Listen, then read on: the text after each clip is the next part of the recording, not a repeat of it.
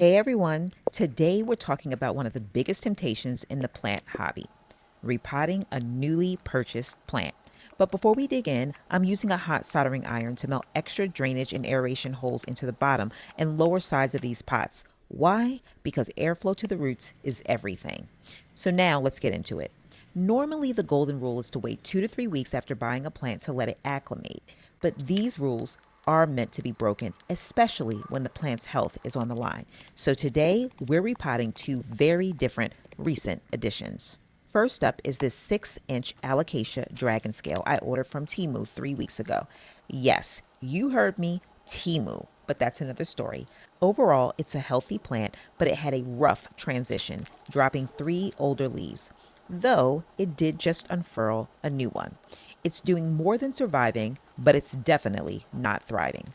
The soil level is way too low, exposing the top roots, and this 6-inch pot is simply too wide for the root system. So, to give it the best fighting chance, I'm down potting it. I'm keeping a lot of the existing soil here because I recently released live adult beneficial mites and I want to preserve that active biodefense line. To give the roots a massive root boost, I'm blending in some Bugnetix 3-in-1 soil beneficial biochar, and of course my favorite, mycorrhizae, right into the mix.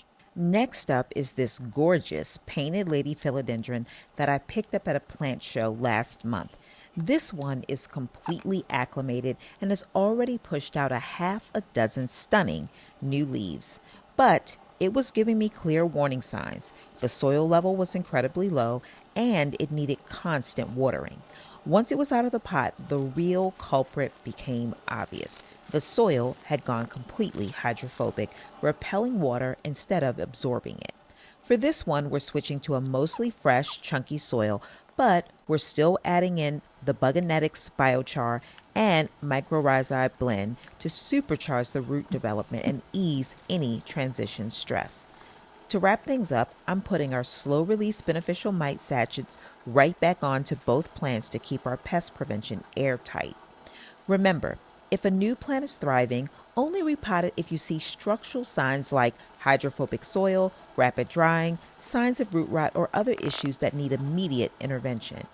If it's overall healthy, struggling only due to transition, traditionally it's good to wait until the plant stabilizes, intervening only if correcting an issue will actively save the plant. Thanks for watching and happy planting.